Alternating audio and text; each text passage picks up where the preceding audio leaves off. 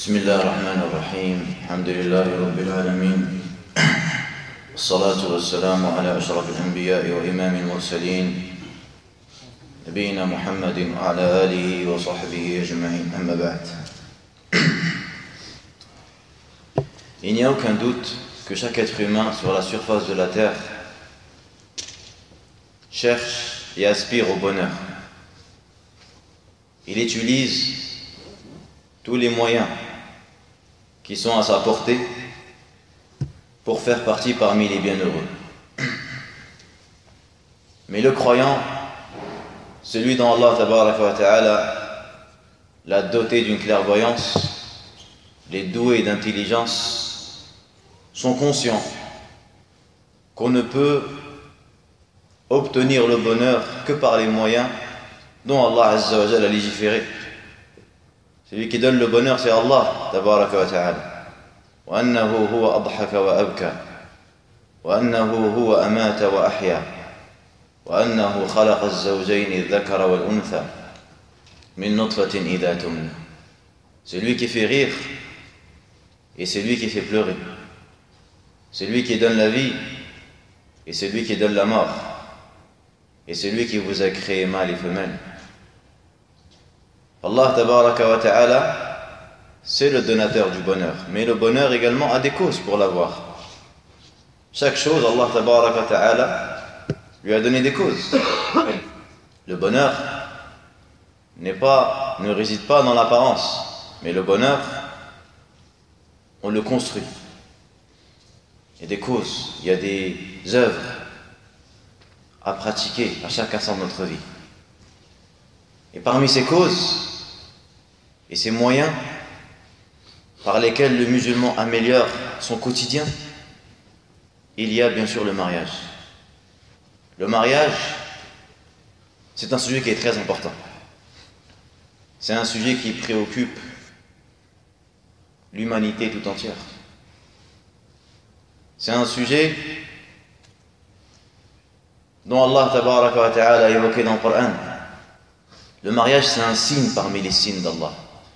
ومن آياته أن خلق لكم من أنفسكم أزواجا لتسكنوا إليها وجعل بينكم مودة ورحمة إن في ذلك لآيات لقوم يتفكرون. ومن آياته, parmi les signes d'Allah tabaraka wa ta'ala, les signes d'Allah sont nombreux qui prouvent sa bonté, sa clémence, qui prouvent son unicité, sa suprématie. وَمِنْ آيَاتِهِ أَنْ خَلَقَ لَكُمْ مِنْ أَنفُسِكُمْ. Il a créé de vous, pour vous, أزواجا, des épouses. وَجَعَلَ بَيْنَكُمْ مَوَدَّةً وَرَحْمَةً. Regardez sur quoi normalement le mariage doit être construit. Il a fait entre vous mawadda, de l'amour, wa rahma, et de la miséricorde, de la pitié. L'amour et la miséricorde. Normalement, ce sont ces deux piliers sur lesquels l'union doit se faire entre les croyants. Inna fi dhalika la ayat. Il y a dans cela des signes pour qui? Les qawmin yatafakkarun, pour des gens qui réfléchissent. Fala shak que le mariage procure une tranquillité, une quiétude, un repos moral, physique, bien sûr lorsque on le fait correctement et lorsque on gère cette nouvelle vie correctement. Et nous avons décidé ce mois-ci de parler sur la famille, de traiter le sujet de la famille au point de vue islamique. Parler de la famille, c'est très important. La famille, c'est l'un des piliers de la société. Elle joue un rôle important dans la construction de chacun d'entre nous. Et naam, parce que c'est le premier lieu où on est. C'est là où on grandit. C'est là où on apprend à vivre. C'est là où on reçoit une éducation. C'est là où on apprend des valeurs. La famille, c'est la première pierre qu'on pose pour construire une société. Et la famille commence par le mariage. Parce qu'en islam, la seule voie qui te permet de construire une famille, c'est le mariage. Comme vous le savez, tout enfant qui a été construit dans une relation illégale, ce n'est pas un enfant attribué à son père. À chaque fois qu'un enfant naît d'une relation illégale, c'est un enfant qui naît sans père. Vous vous rendez compte? L'uqata. Un enfant perdu. Il n'a pas de père. Il n'a pas. Si c'est une fille, elle n'aura jamais de tuteur. Elle ne va jamais hériter de son père biologique, ça n'existe pas. Parce que ce n'est pas son père religieusement. Limadha, pourquoi? Parce que la cause de sa venue s'est faite par un moyen qui n'est pas légal, qui n'est pas légiféré. Cet enfant n'a pas été construit par la parole d'Allah, mais il a été construit par l'adultère, par zina, par la fornication. Lui, il n'a pas de péché, lui, l'enfant. Mais son péché, c'est d'avoir eu une mère et un père biologique qui n'ont pas craint Allah tabaraka wa ta'ala et qui l'ont mis dans une galère. Parce que après, il est pointé du doigt, cet enfant. Luqata, hada waladu zaniya. Na'udhu billah. C'est l'enfant d'une fornicatrice. Vous vous rendez compte les conséquences? Enfin, la famille, elle commence par ça, elle commence par le mariage. C'est un sujet qui est important. Et quand on commence à construire la famille, c'est important de bien débuter dès le début. Dès le début, on commence par les bonnes manières pour justement arriver au bonheur. Al-Nabi sallallahu alayhi wa sallam, il nous dit Arba'un min as-sa'ada. Il y a 4 choses qui procurent le bonheur, qui participent au bonheur de l'homme. Al-mar'atu salihah. Il commence par quoi? La femme pieuse. Il n'a pas dit te marier. Non, la femme pieuse. Savoir c'est quoi la femme pieuse après? Wal maskanul wasi', le logement spacieux. Ça contribue au bonheur quand tu as une grande maison. Bila shak. Wal jaru as-salih, le bon voisin. Des fois tu peux avoir un appartement, masha'Allah. Il est spacieux, il est grand. Mais à cause d'un voisin mauvais, insolent, qui fait du bruit, il te gâche ton quotidien. C'est vrai ou pas? Les Arabes ils disaient Al-jaru qabla ad-dar. Tu commences d'abord par voir le voisin avant de chercher la maison. Et autant dans le Sahaba, les maisons, elles prenaient de la valeur par rapport aux voisins. Et quand on la vendait pourquoi? Tu sais qui comme voisin? J'ai telle personne, telle personne, telle personne. Ça a coûté plus cher. En fonction du voisin qu'il y avait. Wal markabul hani. Et la 4e chose qui procure le bonheur, c'est quoi? La monture confortable, docile. Ça également, bila shak, ça contribue au bonheur qui se traduit par le repos physique, moral, la tranquillité. Il n'y a aucun doute. Donc dans ce hadith-là, un-Nabi, ça nous informe que la femme pieuse procure le bonheur de l'homme.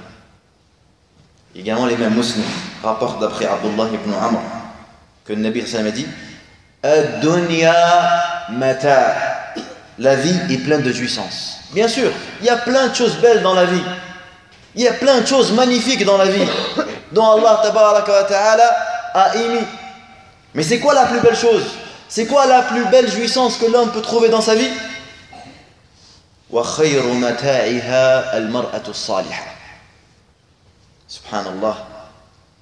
La vie est pleine de jouissance et la femme pieuse est la meilleure jouissance.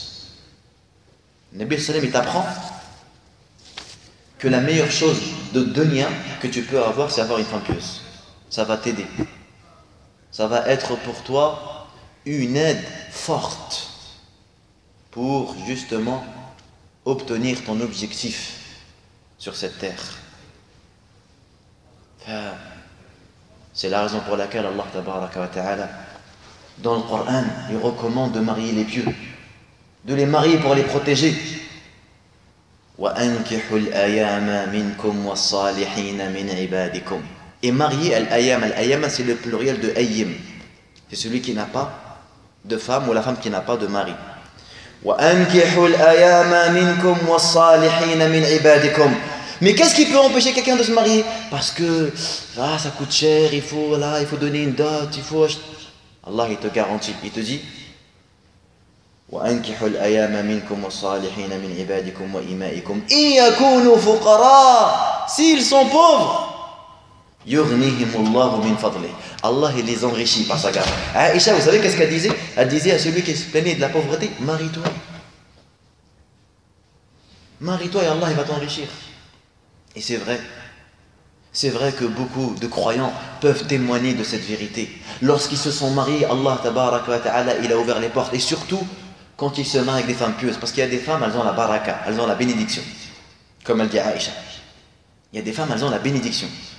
Dès que tu te maries avec elles, Allah tabaraka wa ta'ala, peut-être qu'il va t'accorder des bénédictions, une richesse. Pourquoi? Parce que tu prends soin de cette femme pieuse, qui ne veut pas commettre de péché, qui ne veut pas tomber dans des erreurs, et toi tu veux la protéger, protéger son honneur. Allah tabaraka wa ta'ala va te soutenir parce que tu l'as soutenu. Et na'am, le mariage est la sunna des prophètes et des messagers. Un jour, il y avait un groupe de personnes qui étaient rentrés chez An-Nabi sallallahu alayhi wa sallam. Ils se sont mis à questionner son épouse sur le quotidien du prophète sallallahu alayhi wa sallam, comment il vivait. C'est comme si qu'ils trouvaient les actes que faisait les actes de dévotion que faisait le prophète sallam étaient minimes. Ils trouvaient que c'était pas beaucoup. Alors, ils se sont dit, oui, mais lui, Allah lui a pardonné tous ses péchés, passés et futurs. Ce n'est pas notre cas. Alors il y en a un, il a dit, quant à moi, je ne vais plus jamais me marier aux femmes. Quant à l'autre, il dit, quant à moi, je ne vais plus dormir la nuit. Je vais prier toute la nuit. L'autre, il a dit, moi, je vais jeûner tous les jours. Le Nabi sallallahu alayhi wa sallam, quand ces paroles ils sont parvenus, il dit, Ma balu aqwamin yaquluna kadha kadha wa kadha. Pourquoi y a-t-il des gens qui osent dire telle et telle parole? Ala wa inni akhshakum ou atqakum lillah. Je suis celui qui craint le plus Allah d'entre vous. Wa inni asum wa uftir. Et je jeûne et je mange. Wa anamu wa usalli wa anam wa aqum wa anam. Et je prie et je dors. Wa atazawwaju an-nisa. Et je me marie aux femmes. Faman raghiba an sunnati falaysa minni. Celui qui délaisse ma sunna ne fait pas partie de moi. Nabi sallam, il n'a jamais oublié le bien que Khadija lui a apporté. Le bien et le soutien moral qu'elle lui a donné. Elle l'a soutenu dans les moments les plus difficiles. C'est pour ça qu'il n'a jamais oublié son bien, alayhi salatu wassalam. Le mariage, il lui a fait beaucoup de bien. Et c'est la raison pour laquelle il conseille les jeunes de se marier. Ya ma'ashara al-shabab, oh vous les jeunes, man istata'a minkum al-ba'a. Celui qui a, regardez, il n'a pas dit celui qui veut se marier, qu'il se marie. Non. Ya ma'ashara al-shabab, oh vous les jeunes, man istata'a minkum al-ba'a. Celui qui a les moyens physiques et financiers. Il peut assumer une famille. Falyatazawwaj, alors qu'il se marie. فإنه أغض للبصر, parce que le mariage l'aidera à baisser son regard. وأحسن للفرج, et ça l'aidera à protéger sa chasteté. ومن لم يستطع فعليه بالصوم. Et quant à celui qui n'a pas les moyens, qu'il jeûne, parce que le jeûne sera pour lui une protection. Non. Donc l'être humain a besoin du mariage. Vous savez qu'est-ce qu'ils disent les savants? Ils disent حاجة الإنسان للزواج كحاجته للقوت. Le besoin de se marier est comme le besoin de manger. Et c'est la raison pour laquelle Al-Fuqaha disent que parmi les droits que l'enfant a sur son père, c'est qu'il le marie lorsque il en a besoin. Et comme il est du devoir de ton père de te nourrir, de te donner à manger, de t'habiller, ça fait partie également de ses devoirs de te marier. Parce que le besoin est très important. Le besoin est très important. Le mariage est très important. L'homme aura beaucoup de mal à vivre tout seul. Regardez Abdullah ibn Mas'ud, radiyallahu anhu, sahabi jalil. Il dit, si je sais qu'il ne me reste que 10 jours à vivre, si je sais qu'il ne me reste que 10 jours à vivre, et que je ne suis pas marié, je me marierai, pour ne pas rencontrer Allah célibataire, et pour ne pas être confronté à la fitna. 10 jours. Si je sais qu'il me reste 10 jours à me marier, je me marierai. Après, c'est des gens qui se marient pour Allah, Azza wa Jal. Ces gens qui ont compris le sens du mariage. Aujourd'hui, il y a beaucoup de jeunes qui veulent se marier.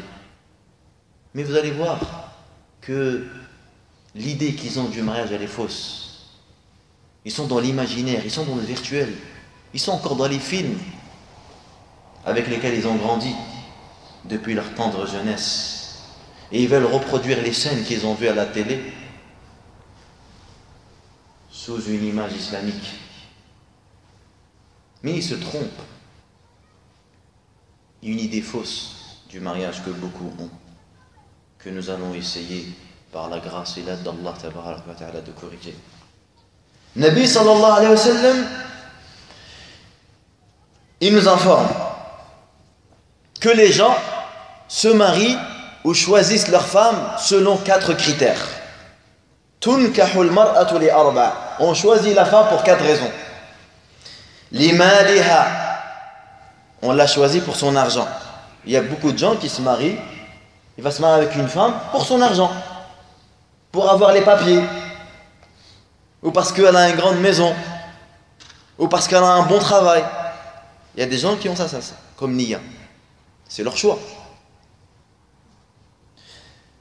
D'autres encore, il va choisir sa femme par rapport à sa famille. Elle vient d'une famille noble. Son père, c'est un tel. Une personne importante, qui a de la notoriété. C'est ça qui l'attire à la prendre comme épouse. D'autres encore, il va choisir la femme li jamaliha, pour sa beauté. Même si elle n'a rien dans la tête. Même si elle ne sait rien faire dans la vie. Mais allez, le muhim, elle est belle. Et d'autres, ils vont choisir leur femme pour sa religion, li diniha. Alors, qu'est-ce que le Nabi te conseille? Il te dit, فَظْفَرْ بِذَاتِ الدِّينِ تَرِبَتْ يَدَاكَ. Choisis celle qui a la religion et tu seras gagnant. Taribat yadak, c'est une expression en arabe. Tu seras gagnant. Parce que celui qui va choisir la beauté, viendra un jour, il n'y aura plus rien qui va l'attirer chez sa femme. Donc ses sentiments vont changer. Il ne verra plus sa femme de la même manière. Et c'est sûr, au bout de quelques mois, de quelques années, ça y est. L'herbe sera plus verte ailleurs, comme ils disent. Celui qui l'a choisi pour son argent, tout ça c'est éphémère. Nous, on doit choisir notre femme par rapport à sa religion, c'est le premier critère. Maintenant, je vais poser une question. Quand tu as envie de te marier et qu'on te parle d'une femme, parle d'une sœur, c'est quoi la première question que tu vas poser à son sujet, toi? Tu vas demander par rapport à quoi? Par rapport à son argent, par rapport à son honneur, par rapport à sa beauté ou à sa religion? Sa religion. Et toi? Sa religion. Et toi? Pareil. Et toi? La même chose. Masha'Allah. Faut demander par rapport à sa religion. Et ben c'est pas ça la sunna. Les 4 c'est possible. Ah, toi tu demandes trop, toi, il dit les 4. Ah ouais, toi t'es exigeant. Ça c'est comme un jour, il y en a un comme ça, il a envoyé une lettre à son professeur, à son cheikh, il lui dit voilà, je voudrais que tu m'aides à trouver une femme. Je voudrais qu'elle réunisse les 4 qualités, qu'elle soit riche, et qu'elle soit belle, et qu'elle soit d'une famille honorable, et qu'elle soit pieuse. Et le cheikh, elle s'appelait Abu Abdelaziz. Et il lui a dit d'accord, si je trouve cette femme, je divorce Umm Abdelaziz et je la prendrai pour moi, il lui a dit. Là, pourquoi je vous ai dit que c'est pas ça, on doit pas questionner d'abord sur sa religion. Et oui, c'est ça la sunna. Vous savez pourquoi? Ça, c'est l'avis de l'imam Ahmad, ce que disent les savants. Ils disent, ce qui est recommandé quand tu veux te marier, c'est d'abord te renseigner sur sa beauté. Tu sais pourquoi? Pour la raison simple, c'est que si tu te renseignes sur sa beauté, et qu'on te dise, elle est très belle, tu dis, c'est bon, je signe. Elle est très belle, elle est comme ça, je signe tout de suite. Non, affreux, je change de version. Si tu demandes sur sa religion, tu demandes sur la religion de la femme, on te dit c'est une femme pieuse, masha'Allah, pudeur, respect, elle prie les 5 prières à l'heure, elle fait les nawafil, elle apprend le Coran, jamais t'entends de la vulgarité, jamais t'entends de la grossièreté, le respect, masha'Allah, elle aime Allah et son prophète, elle veut l'au-delà, elle cherche à faire des hasanat. Quand tu dis c'est bon, voilà, c'est ça qu'il me faut, je signe. Elle prie la nuit, gars, ils vont te dire, c'est bon, je signe, je la prends. Taïb, d'accord, allez, maintenant viens, on va voir la famille. Dès que tu vas la voir, elle te plaît pas. Tu dis non, je la veux plus. Tu l'as refusée alors qu'elle avait de la religion. C'est pas bien ça. Donc pour pas refuser une femme qui a de la religion, les savants te recommandent de questionner d'abord sur sa beauté. Comme ça, ton refus ne va pas se faire d'une femme qui a de la religion. Ainsi, ils disent il est recommandé d'abord de demander concernant sa beauté. Puis après, il demande sur sa religion. Ainsi, quand il va la refuser, il ne va pas la refuser pour sa religion. قال الإمام أحمد رحمه الله إذا خطب رجل امرأة سأل عن جمالها أولا. Ahmad dit, quand un homme il demande une femme en mariage, qui demande d'abord sur sa beauté. فإن حمد, si sa beauté elle est bien, سأل عن دينها, il demande sur sa religion. فإن حمد, si on lui dit elle a une bonne religion, تزوج, il se marie. وإن لم يحمد, et si on lui dit non, elle n'a pas une bonne religion, يكون رده لأجل الدين, il va la refuser. Pourquoi? Pour la religion, parce qu'elle n'a pas de religion. Donc vous voyez, donc avoir recours à ça, c'est justement pour mettre en avant le côté religieux. Pour mettre en avant le côté religieux. Parce qu'il est clair aussi que il est important que la femme te plaît aussi. Et que par la femme c'est pareil, nous parlons, mais que la femme aussi, hein, l'homme il lui plaît. Parce que c'est dans les deux sens. Dans les deux sens. Il y a un des savants qui a donné un bon conseil. Il dit avant d'exiger, parce qu'aujourd'hui les frères sont beaucoup exigeants en question beauté. Comme vous le voyez avec tout ce que vous voyez à la télé, etc., tout ce qu'on voit dehors, ils sont très exigeants. Il y a un savant, il a dit, avant d'exiger un type, un physique, regarde-toi d'abord. Regarde-toi d'abord et après, fais tes exigences. Et ne sois pas trompé ou dupé par ta personne. Mais ne va pas chercher la perfection alors que toi-même tu n'es pas parfait. Également, parmi les critères avec lesquels on choisit notre femme, Nabi sallallahu alayhi wa sallam nous dit, comme le hadith par Abu Daoud et Nasa'i, Tazawwaju al-waduda al-waluda fa inni mukathirun bikum al-umam. Mariez-vous avec celle qui est wadoud. C'est quoi wadoud? Wadoud, c'est-à-dire affectueuse. Elle aime son mari. Elle aime son mari. Et elle, waloud, qui est féconde. Pourquoi? Car je vais surpasser en vous le nombre des autres communautés le jour de la résurrection. Donc le Messalem également te conseille de choisir la femme affectueuse et féconde. Un frère il va dire, mais moi comment je vais savoir qu'elle est féconde puisque je ne suis pas encore marié avec elle? Et comment je vais savoir qu'elle est affectueuse puisque je ne l'ai pas encore eu comme épouse? Mal jawab, quelle est la réponse? On se fie à sa maman. Généralement, on ne dit pas tout le temps. Généralement. Dans la majeure partie du cas, si tu vois une maman qui respecte son mari, la fille va faire de même. Une maman qui est féconde, la fille elle va être pareille. Là, c'est parmi les facteurs, parmi les signes avec lesquels justement tu peux trouver la femme affectueuse, la femme qui est attachée à son mari. Ça, c'est important. Ça fait partie parmi les signes de la femme pieuse. Le Nabi sallallahu alayhi wa sallam dit: Ala ukhbirukum bi nisa'ikum fil jannah. Voulez-vous que je vous informe de vos femmes au paradis? Kullu wadudin walud. Toute femme affectueuse, féconde.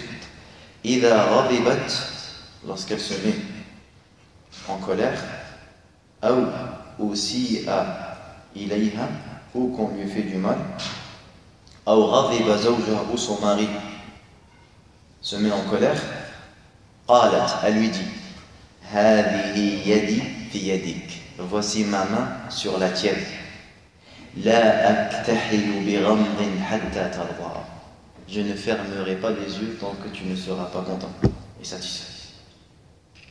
Le Nabi sallallahu dit également: la meilleure des femmes est celle qui te réjouit quand tu la regardes et qui t'écoute et t'obéit quand tu lui ordonnes et qui préserve ton absence et qui te préserve en ton absence sa personne et tes biens.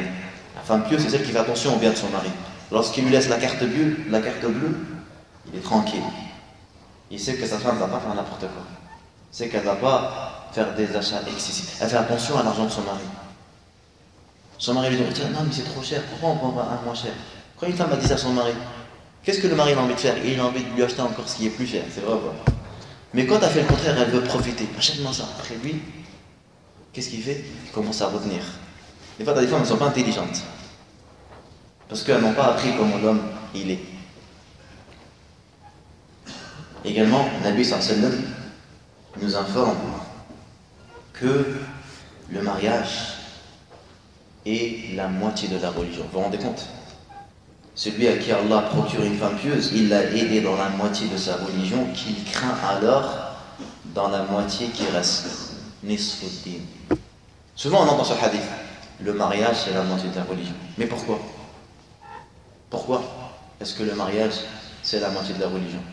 Les savants ont répondu: car la plupart des faits qui vont conduire l'être humain en enfer sont les faits effectués par la langue et par le sexe. C'est ce qui emmène le plus des gens en enfer, à cause de leur langue et à cause de leur sexe. Même vous voyez aujourd'hui, la plupart des péchés que les gens font, c'est quoi? Vous allez voir déjà, par rapport à ce qui est les histoires de femmes, vous allez voir la plupart des péchés qui font sont autour des femmes. Que ce soit l'adultère, que ce soit les règlements de compte, que ce soit l'argent. Pourquoi ils veulent frimer les belles voitures? Ils veulent bien s'habiller n'importe comment. Les musiques, les chansons, ils parlent de quoi quand ils font la musique? Ils parlent de quoi? À 90% lorsqu'ils chantent, ils parlent des femmes. Pour toi je vais mourir, et pour toi je ferai ci, et pour toi je ferai ça. Et que du mensonge. Ils se marient 3-4 mois après, ils sont en guerre, en procès, les uns contre les autres. Toutes leurs chansons sur ça, leurs films sur ça. Ils sont en train de mettre de la poudre aux yeux aux gens, alors que même eux, ils ne le trouvent pas. Ces gens qui parlent d'amour toute la journée, qui chantent sur l'amour, il est où leur amour à eux? Il est où leur amour? Il a eu 40 femmes dans sa vie, et la femme elle a eu 50 bonhommes dans sa vie. Tous les ans, ils ont un nouveau compagnon. Elle est où la famille? Il est où l'amour sincère? Au point même où ils sont étonnés quand quelqu'un leur dit: voilà, marié depuis 40 ans. Ah bon? C'est quoi votre secret? Comment faites-vous? C'est devenu, ce n'est plus un norme, c'est devenu une exception. Les couples qui perdurent. Inna lillahi wa inna ilayhi raji'un. Et naam. Et si vous voyez encore pire, quand c'est des chanteurs arabes dans les pays musulmans, ce qu'ils disent comme parole. Une fois, il y avait un savant, il parlait sur ça. Il a lu les paroles que certains disaient. Pour toi, j'irai en enfer. Lui dit ça. Pour toi, j'irai en enfer.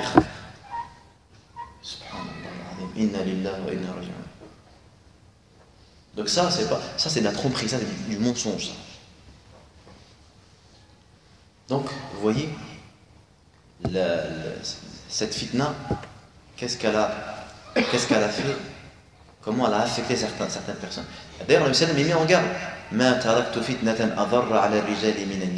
Je n'ai pas laissé une fitna plus dure sur les hommes que celle des femmes. L'homme, il est faible face aux femmes. Comment les savants l'ont expliqué?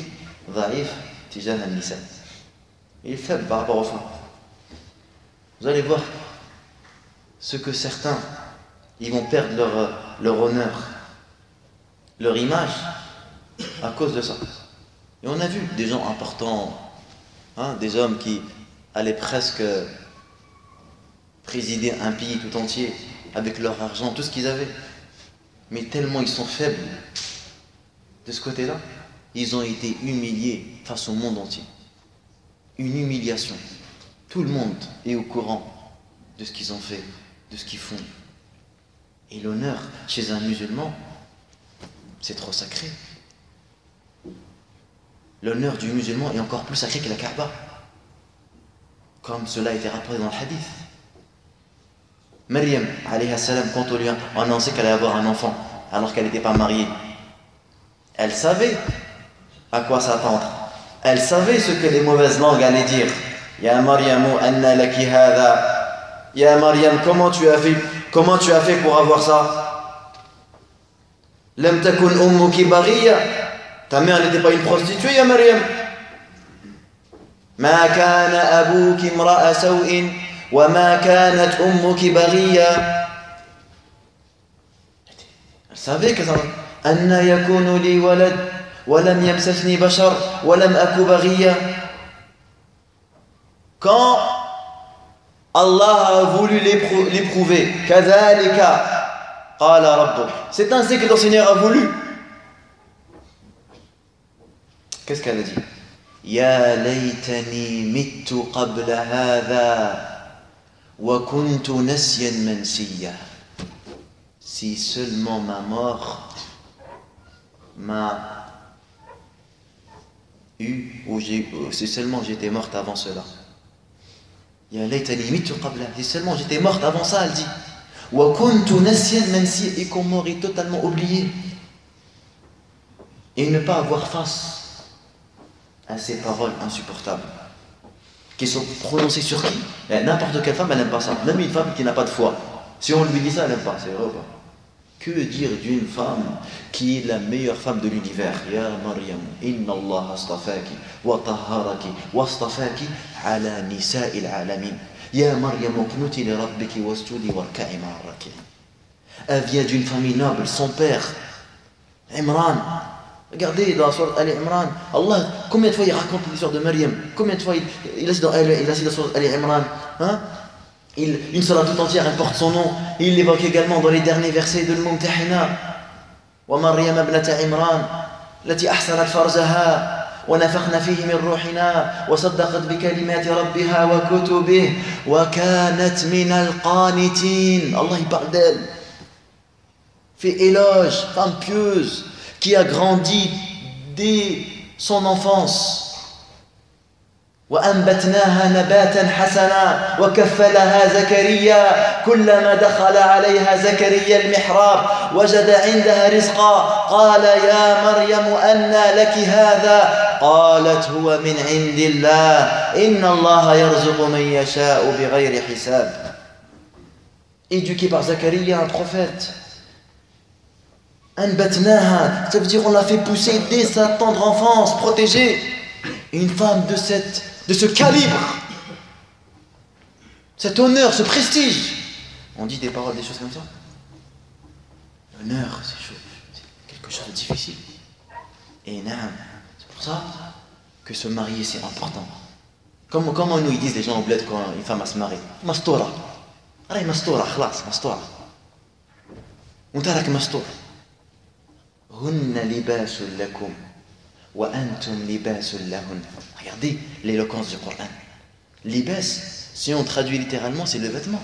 Hunna libasul lakum wa antum libasul lahun. Et naam. Pour ça que le vrai mariage qui est basé sur la sincérité, il préserve la moitié de la... Et l'autre moitié, c'est quoi? C'est la langue. Parce que les autres péchés que la plupart des gens font, sont les péchés faits avec la langue. La médisance, les insultes, la calomnie, le mensonge. Tu peux compter des centaines de péchés que l'homme peut faire avec sa langue. Parce qu'il est demandé pour compléter la moitié de ta religion, c'est de choisir une femme pieuse, que ton mariage commence par la sincérité. Mariage sincère. Comme c'était dans le passé, avant que le matériel, avant que la dunya, elle prend nos esprits, avant que, on regarde que notre intérêt, avant qu'on devienne des matérialistes. Les femmes sont matérialistes et les hommes sont matérialistes. Chacun regarde que son intérêt. Regardez comment étaient les vieux prédécesseurs. Après la mort d'Abu Darda, Muawiyah ibn Abi Sufyan a voulu épouser Darda, car elle était une femme très pieuse. Qu'est-ce qu'elle lui a dit, Darda? Elle lui a dit: je n'accepte pas d'être ton épouse, car j'ai entendu un jour mon mari dire qu'il avait entendu le prophète sallallahu alayhi wa sallam dire: la femme, le jour de la résurrection, sera avec le dernier de ses maris au paradis. Et comme j'aime beaucoup mon mari Abu Darda qui est mort, je veux que l'on soit ensemble dans le paradis. J'ai donc décidé de ne plus me remarier après Abu Darda. Fidèle meurt après sa mort. Allahu Akbar. Que dire aujourd'hui quand on entend des femmes qui ne sont même pas fidèles alors que son mari est vivant? À part les hommes sur Facebook, etc. etc. Est-ce que c'est de la fidélité, ça? Et après, tu sais pas où ça peut y aller. On entend des histoires, on préfère ne pas croire, non. On préfère dire que c'est des mauvaises opinions, c'est des rumeurs. Voilà, c'est mieux. Parce qu'on ne s'imagine pas que des musulmans peuvent faire des choses comme ça. Un jour, Hudayfa dit à son épouse: si tu veux être mon épouse au paradis, ne te marie pas après ma mort, car la femme sera au paradis avec le dernier de ses maris sur terre. C'est pour cette raison qu'Allah il a interdit aux femmes du prophète sallam de se remarier après sa mort, afin qu'elles restent ses épouses au paradis. Aujourd'hui, certaines, tu lui dis, elle va dire: ah non, je ne le veux pas, moi. Déjà, sur cette terre, déjà, c'est trop. Moi, je ne le veux pas. Enfin, regardez également quand Abu Salama il est mort. Salama a été demandé par Abu Bakr, qu'il l'a proposé pour la prendre comme femme. Abu Bakr, c'est pas n'importe qui, on est d'accord. Elle a refusé. Un jour, Abu Salama il a dit, Salama dit: Allahumma ajirni fi musibati wa akhlifni khayran minha. Oh Allah, soulagement dans mon épreuve et donne-moi quelque chose de meilleur. Regardez qu'est-ce qu'elle a dit Salama. Quand il m'a dit cette invocation, je me suis dit: mais quel homme est meilleur que Abu Salama? Subhanallah. Regardez quelle estime elle avait de son mari, le respect. Ça, c'est important. Une femme qui respecte son mari, c'est important. Souvent, les conflits ont lieu quand la femme ne respecte pas le mari. La femme, elle veut être un bonhomme en fait. Elle veut crier comme lui, elle veut lever les mains comme lui. Mais c'est pas ça. Ta force, elle n'est pas dans ça. La force qu'Allah t'a donnée, elle n'est pas dans le fait de te comporter comme un bonhomme. Reste comme une femme et tu verras que si c'est un homme, il a un cœur, tu vas le posséder. Et oui. Même si c'est un homme puissant. Et derrière chaque grand homme, il y a une femme derrière. Elle a dit: mais j'ai quand même dit l'invocation. Et Allah tabaraka wa ta'ala a fait que Salama soit demandée par le Nabi sallallahu alayhi wa sallam. Et c'est devenu une mère des croyants. Min ummahat al-mu'minin. Enfin, le mariage a beaucoup d'objectifs. Le musulman, quand il se marie, il a beaucoup de choses dans la tête. Il ne pense pas simplement à la relation charnelle. Ce n'est pas réduit à ça. Oui, c'est vrai que c'est quelque chose d'important. Parce que c'est le meilleur moyen naturel et légiféré qui permet d'assouvir cet instinct et de satisfaire. Parce que nous sommes des hommes. On a besoin de calmer notre corps. On a besoin de débarrasser l'âme de son inquiétude. On a besoin également de baisser notre regard. Nous sommes des humains. C'est normal que quand on se marie, on a ça comme objectif de se protéger, de se préserver. Mais il ne faut pas réduire le mariage à ça. Le musulman, il ne voit pas musulman, il ne voit pas la relation avec la femme juste de ce côté-là. C'est une erreur. Aujourd'hui, la femme, on parle beaucoup du respect d'homme, mais la femme aujourd'hui, elle a été réduite à un objet. Pour vendre du yaourt, il te montre une femme qui est toute nue. Pour vendre une voiture, il te montre des femmes. Est-ce ça respecter la femme? Est-ce que c'est de l'utiliser pour attirer les regards des gens? Et pour vendre? Et pour inciter à la consommation? Est-ce respecter la femme? Que de vendre sa chair et de montrer ses atouts devant les hommes? Est-ce ça respecter le corps de la femme? La femme, c'est devenu quoi? C'est devenu une marchandise. Subhanallah. Et après, on déclare la guerre à la femme qui veut préserver son corps, ne pas étaler sa chair devant tous les hommes. Elle veut s'habiller correctement. Elle veut couvrir son corps avec des habits amples, des habits qui ne sont pas transparents. C'est devenu elle qui est dans l'erreur. Subhanallah al-Azim. Ça a changé. Les normes ont changé à notre époque. Inna lillahi wa inna ilaihi raji'un. On se marie également parce qu'à travers le mariage, on va trouver de l'entraide, on va trouver un échange sentimental. À travers le mariage, on vit une entité. On devient un seul corps. Les mariés partagent le même lit. Ils ressentent chacun ressent qu'il appartient à l'autre. Tu as une responsabilité. Quand tu es marié, tu n'es plus tout seul. Et la femme, pareil. Tu vis avec quelqu'un. Ce quelqu'un-là, c'est un être humain qui a des sentiments, qui a des faiblesses et des forces, qui a des défauts et des qualités. Il faut savoir gérer. Enfin, à travers le mariage, on trouve notre intérêt, bien sûr. La femme, elle trouve son intérêt. Parce que la femme, le mari doit lui garantir tous ses besoins. Il doit subvenir à ses besoins, lui garantir un logement, à manger, etc., etc. Et également, le mari trouve son intérêt chez sa femme. Nabi sallallahu alayhi wa sallam dit Al-mar'atu ra'iyatun ala bayti zawjiha wa hiya mas'ulatun anhu wa waladihi. La femme aussi, elle est bergère dans la maison de son mari. Et elle est responsable de sa maison. À travers le mariage également, on trouve l'apaisement et la quiétude. À travers le mariage, la famille, elle s'agrandit. Combien de familles ont fait connaissance? Combien de tribus ont fait connaissance et se sont unies grâce au mariage?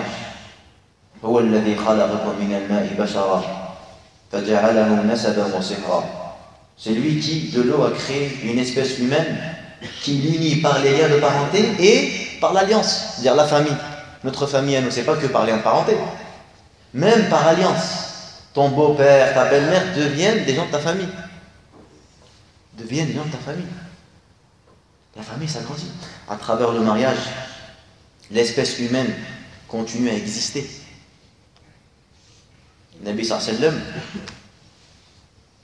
nous a informé dans plein de hadiths le mérite d'avoir des enfants. Allah dans le Coran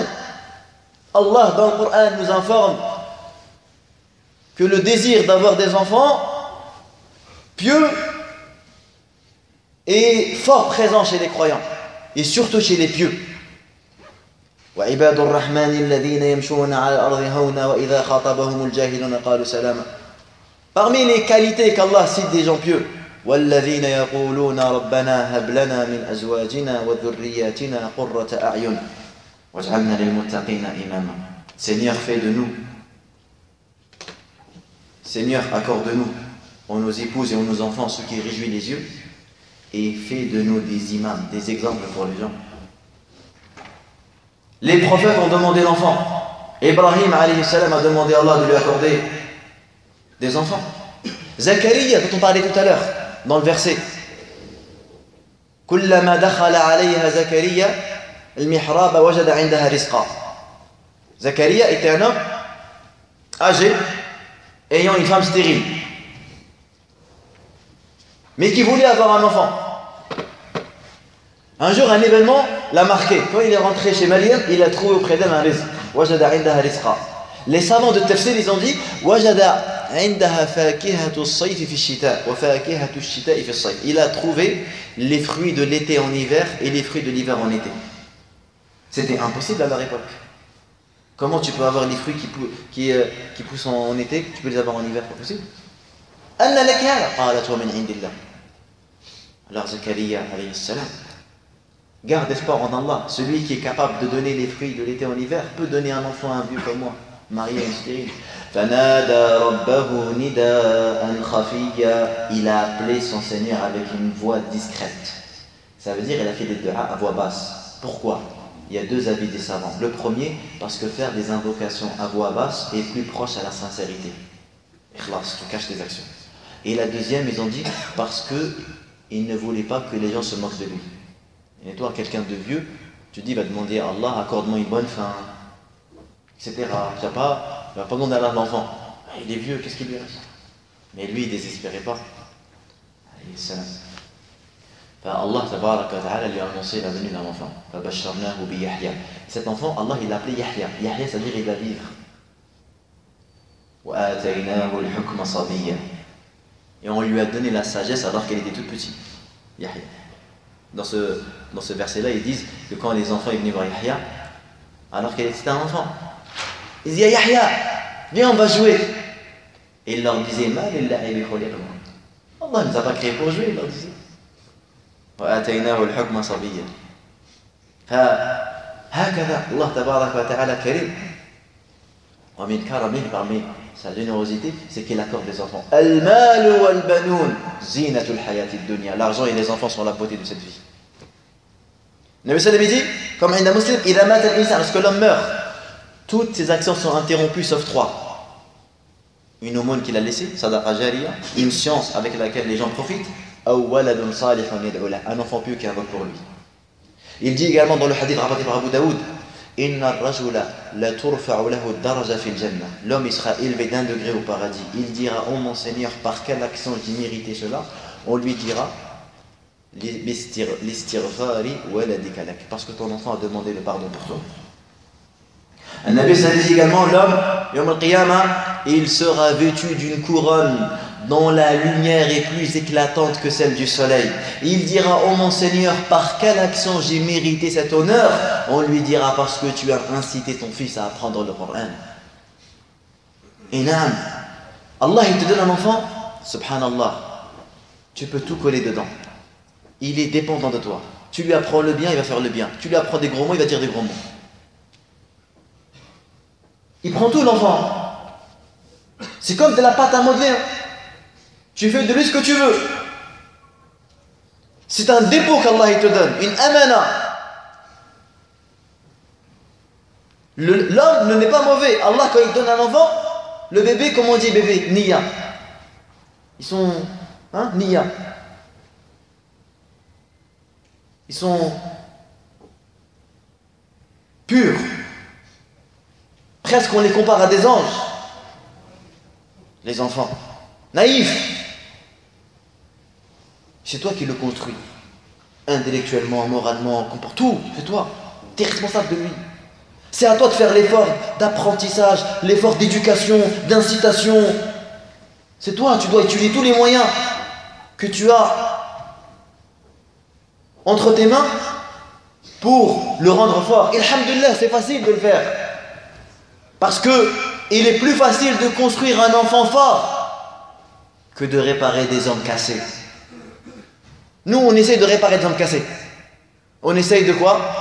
De réparer des hommes cassés. Soit nos collègues de travail, soit notre femme, ou la femme son mari. Elle va dire, mon mari, ouais, mais il a trop de défauts. C'est un homme qui est cassé. J'essaie de le réparer, je fais mon mieux. Et il est plus facile de construire des enfants forts que de réparer des hommes cassés.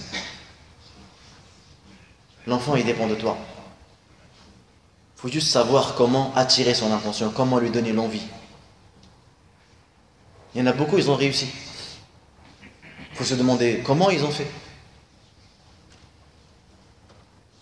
Il faut se poser des questions sur la méthode qu'on utilise.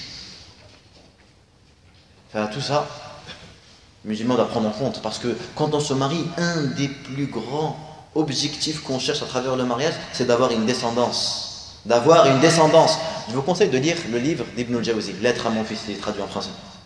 Il dit, dans ce livre-là, un petit livre de quelques pages, il dit, après avoir lu le Coran, et comme vous le savez, l'invocation elle est exaucée quand tu clôtures le Coran, j'ai demandé à Allah de me donner 10 enfants, et il m'a exaucé. Il dit, après il lui restait un enfant dont il espérait qu'il allait devenir un savant, qu'il allait suivre le chemin de Talab al-Ilm. Alors il lui a fait une lettre. Et regardez les conseils d'un père savant, comment il conseille son enfant. C'est beau à entendre, à écouter et à lire. Également, parmi les objectifs du mariage, c'est de multiplier le nombre des musulmans et multiplier le nombre de la communauté. Ibn al-Qayyim, il a des paroles magnifiques sur le mariage. Quand il parle sur le fait de quoi que se marier c'est mieux que de se consacrer à l'adoration. Et c'est quoi le mieux? De se marier, parce que quand tu te maries obligatoirement, qu'est-ce qui va t'arriver? Tu dois travailler, etc. Est-ce qu'il vaut mieux se marier avec tout ce qui inclut, tout ce qui implique derrière, ou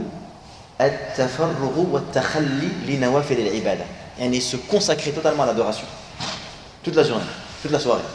Alors Ibn Qayyim, bien sûr, il défend l'idée, comme c'est l'avis de la plupart des savants, que se marier est mieux que de se consacrer dans les adorations surrogatoires.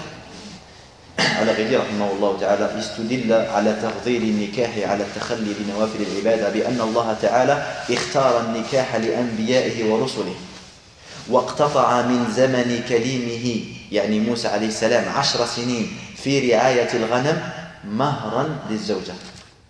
Il dit, parmi les preuves qui montrent que le mariage c'est mieux que de se consacrer à l'adoration, il dit, Allah tabaraka wa ta'ala, il choisit la meilleure situation à ses prophètes et à ses messagers.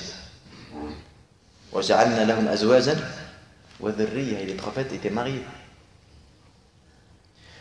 Et même il dit, Moussa alayhi salam, qui a parlé avec Allah, il a consacré 10 ans de travail, 10 ans de travail pour payer la dot de sa femme. Comme vous connaissez l'histoire connue, quand il est revenu, quand il est sorti de la ville, il a vu des femmes qui attendaient pour remplir de l'eau. Et elles ne voulaient pas se mélanger aux hommes. Alors elles sont restées à l'écart. Moussa, il les a vus, il les a aidés. Il les a aidés, Moussa alayhi salam. Alors, en rentrant à la maison, il a porté, il les a accompagnés jusqu'à leur père. Son père lui a proposé de lui marier une de ses 2 filles. Il lui dit, à condition que tu travailles pour moi 10 ans. Parce que Moussa, il n'avait rien. Alors, je te marie ma fille, mais au retour, tu travailles pour moi 10 ans. Moussa, il a accepté. Il a accepté de travailler 10 ans pour un homme pour être marié. Vous avez vu? Également, il y a une petite morale dans cette histoire. Les savants, ils ont dit, regardez comment Allah il a récompensé cette femme qui a gardé sa pudeur et qui est restée un peu à l'écart. Allah, qu'est-ce qu'il a donné au retour? Le meilleur mari de cette époque-là. Le meilleur homme à l'époque, c'était Moussa alayhi salam, un prophète. Donc ça, c'est une leçon aux femmes. Il y a des femmes aujourd'hui, tellement elles veulent se marier, qu'est-ce qu'elle fait? Elle s'habille n'importe comment. Elle va provoquer les hommes. Elle va faire des défilés devant la cité, aller-retour, toute la journée. Parce qu'il y a un groupe de garçons qui sont assis là-bas. Elle va, elle revient, elle part, elle revient, elle part, elle... Qu'est-ce qu'elle veut? Pourquoi elle fait que des allers-retours? Elle veut attirer l'attention. Mais dis-toi, c'est Allah qui marie. Tu as des femmes, elles sont discrètes, elles se sont mariées bien avant celles qui ont tout fait, qui ont mis leurs photos sur Facebook. Facebook même, c'est même pas sa photo. Facebook même, elle a retouché la photo pour qu'on la voie et pour qu'on la demande. Et elle n'a rien du tout. Et elle n'a rien du tout. Ce n'est pas comme ça qu'on va... Et en plus, ces femmes-là ne sont pas intelligentes. Je parle des musulmans d'entre elles. Parce que quand toi tu fais ça, tu vas attirer qui comme type d'individu? Tu vas attirer des pieux. Un pieux, il va être attiré par une femme qui s'habille n'importe comment et qui veut attirer l'attention de l'homme en faisant des allers-retours toute la journée? Ou en mettant sa photo sur Facebook? Est-ce que un homme, masha'Allah, pieux, un homme qui choisit sa femme, Non, non, un homme qui choisit la mère de ses enfants. Eh, parce qu'on le verra. Hein. Le premier droit que ton fils a sur toi, c'est que tu lui choisisses une bonne mère. Eh oui. Moi, quand je me marie, je ne dois pas avoir que mon intérêt à moi. Elle est belle, ça va. Mais si elle ne sait pas cuisiner, elle ne sait pas éduquer, elle ne sait rien faire. Mon fils, moi, qu'est-ce qu'il va avoir comme maman? Une maman qui regarde la télé toute la journée? Une maman qui lui donne, qui lui amène au cuic toute la journée, tous les jours? Hein? C'est ça que je veux? Non. Je regarde une femme qui va bien s'occuper de mon enfant. Une femme qui sait comment se comporter avec mes parents. Et non, parce que se marier, c'est pas juste ça. Une femme, c'est tout ce qui implique derrière. Tout ce qui implique derrière, c'est toute une famille qui se marie, toute une famille qui se rencontre. Ibn Qayyim me dit, Moussa a choisi de travailler 10 ans pour se marier. Et non. Également, il continue, rahimahullah, il dit, ici, il n'y avait pas dans le mariage que le bonheur de Nabi sallallahu alayhi wa sallam, que sa communauté soit multipliée. Ici, il n'y avait du mariage qu'il y a des gens qui vont sortir de ta descendance, qui vont adorer Allah Azza wa Jal. Et s'il n'y avait dans le mariage que le fait que ça va t'aider à baisser le regard, et tu vas préserver la femme. S'il n'y avait dans le mariage, il dit également tout ce que tu vas avoir comme récompense sur les dépenses que tu vas faire pour ta femme. À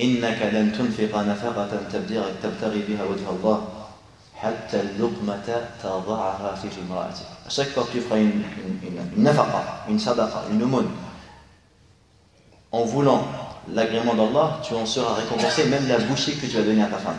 Tu seras récompensé de ça. Également, il dit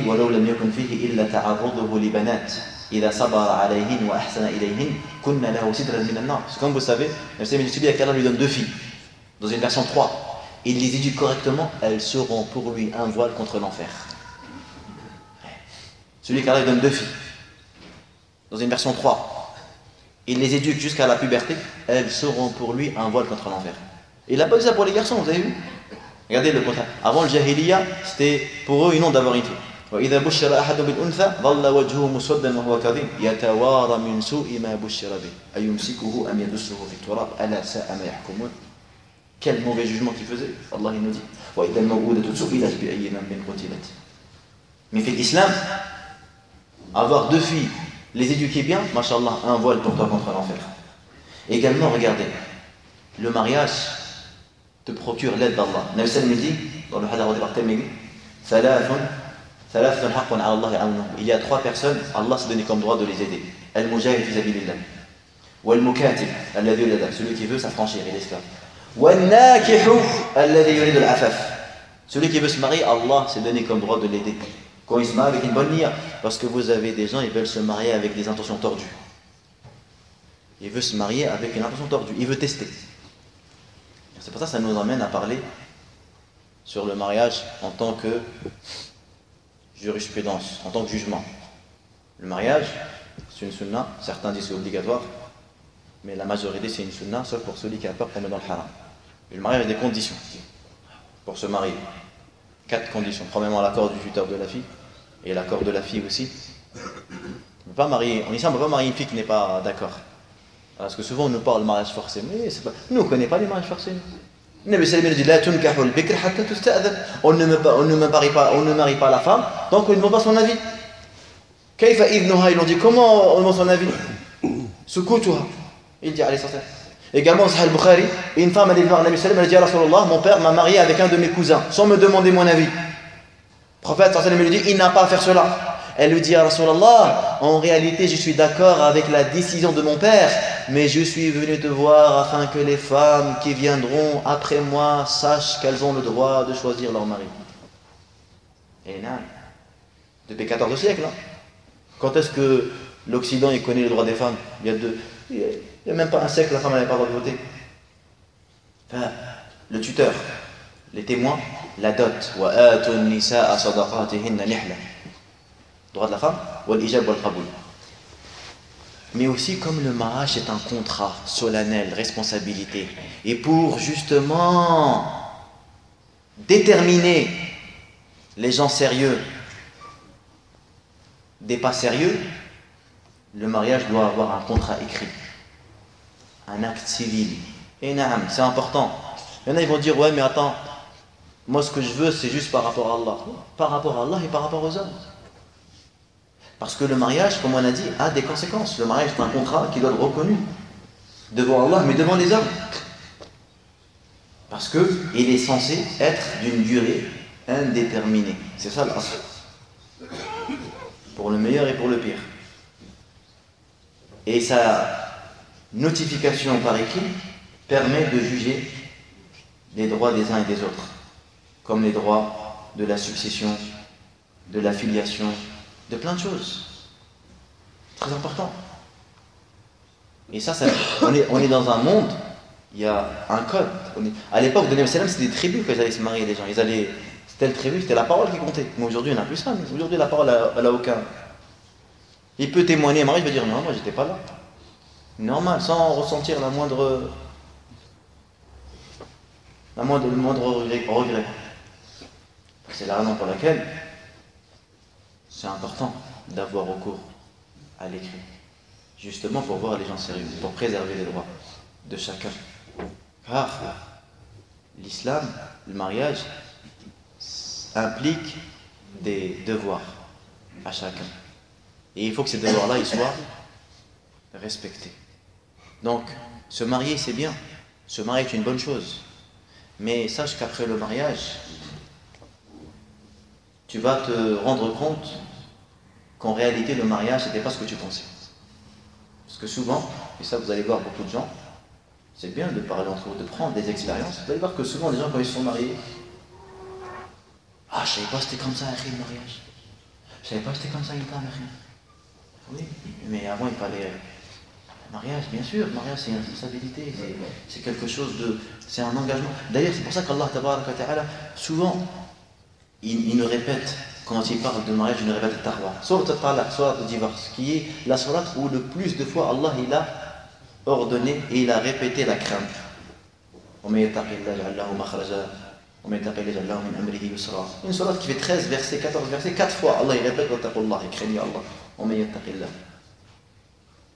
C'est la raison pour laquelle, une fois marié, une fois qu'Allah t'a facilité, ya akhi, de trouver la femme que tu veux, et que également la sœur elle trouve le mari qu'il lui faut, maintenant il faut après passer à une autre étape. Commencer à apprendre et à connaître les droits que l'autre a sur nous. Nous souvent, on cherche d'abord les droits que nous on a sur nous. La femme a dit voilà mes droits, ils sont là. Ouais, mais commence d'abord par les droits de ton mari, c'est mieux. Pareil l'homme, voilà mes droits. Chacun veut voir que ses droits. Il ne veut pas voir les droits de l'autre. Il ne connaît pas le droit de l'autre, il ne connaît que ses droits à lui. Ce n'est pas le comportement du musulman.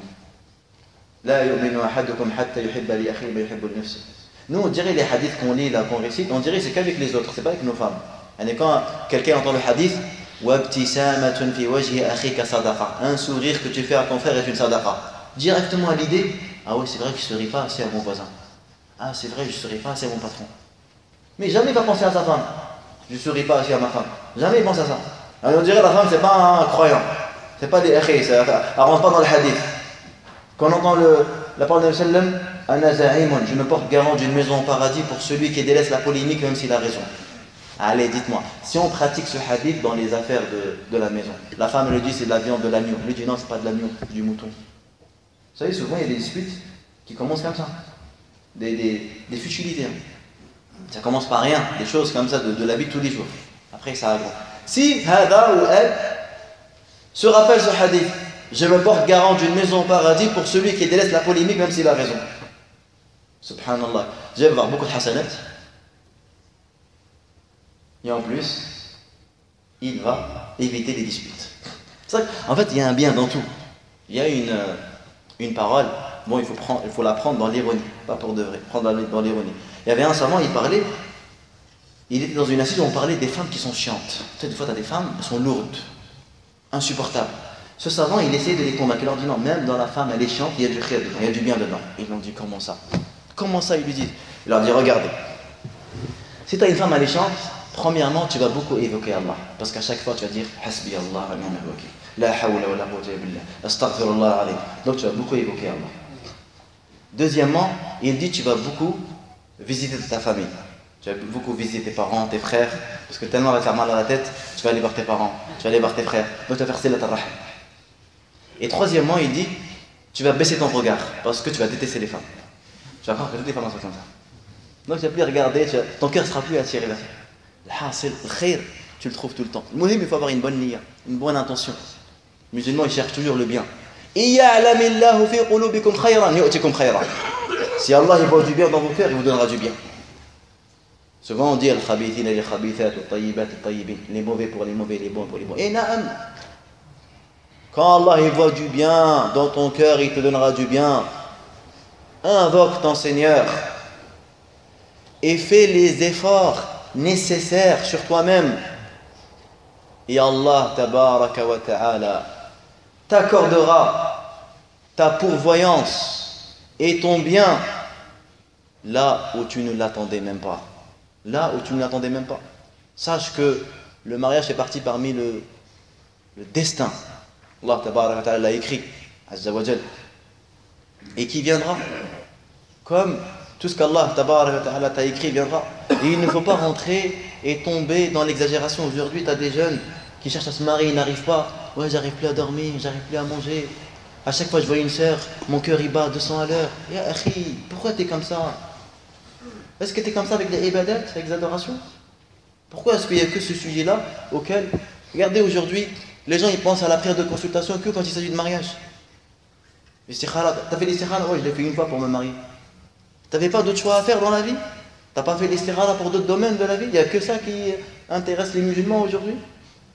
C'est ça le problème, c'est qu'aujourd'hui aussi, c'est qu'on voit des gens qui ont donné une dimension trop grande à ça. Trop. Et tellement ils donnent cette dimension grande au mariage, c'est quand ils se marient à 80, ils vont être déçus. C'est eux-mêmes qui causent leur malheur. En se donnant des faux rêves, une fausse idée. Et ils le savent, hein. Mais malgré ça, laisse. Alors tu vas voir des gens qui, pour se marier avec une femme, ou une femme pour se marier avec un homme, il va quoi? Il va couper les liens avec son père. Son père, il lui dit, moi je veux pas un tel. Pourquoi? Bon, on va pas faire une liste. On sait très bien qu'aujourd'hui, nous vivons un contexte qui est différent. Un mélange culturel, mélange de personnalité, de nationalité, etc. Et chacun, il a une manière de voir. Chacun, il a une manière de voir les choses. Ah, vous savez, même certains savants, quand ils parlent de mariage, ils parlent de al-kafa'a. Et al-kafa'a dans le mariage, c'est-à-dire l'équivalence. Pour certains savants, il est recommandé que les deux époux aient un niveau intellectuel pareil. Tu ne maries pas une femme qui a un bac plus 5 avec quelqu'un qui n'a pas de diplôme. Pourquoi? Parce qu'ils ne vont pas s'entendre. Tu ne maries pas quelqu'un qui est une femme qui est riche avec un homme qui est pauvre. Certains savants ont dit que le kafa'a, le Hanabila, certains disent qu'elle est obligatoire, mais la plupart elle n'est pas obligatoire, mais certains disent que c'est bien de la prendre en compte. Il y a une kafa'a, une équivalence qui est obligée de prendre en compte qu'il s'agit de la religion. Équivalence dans la religion. Une musulmane, c'est pas avec un mécréant. Mais il y a une autre kafa'a dont certains recommandent. Pour que justement, le mariage soit heureux et pour assurer l'entente parfaite. Enfin, il y a certains pères qui ont une idée dans leur tête, qui des fois il va dire non à sa fille ou non à son fils. Et c'est vrai que c'est difficile. Normalement, dans la religion, si quelqu'un se présente à toi, tu es satisfait de sa religion, de son comportement, tu dois le marier. C'est ça la première chose qui compte. C'est sa religion et son comportement. Mais il y en a, ils aiment bien compliquer les choses. Il faut que le jeune musulman ne soit pas attaché à une personne en particulier. Le musulman doit toujours être attaché à des qualités. Si toi tu as trouvé une femme, ou la femme elle a trouvé un homme, il y a les qualités qu'il faut, il veut se marier avec elle ou avec lui. Le père, la famille sont contre, ma'alish.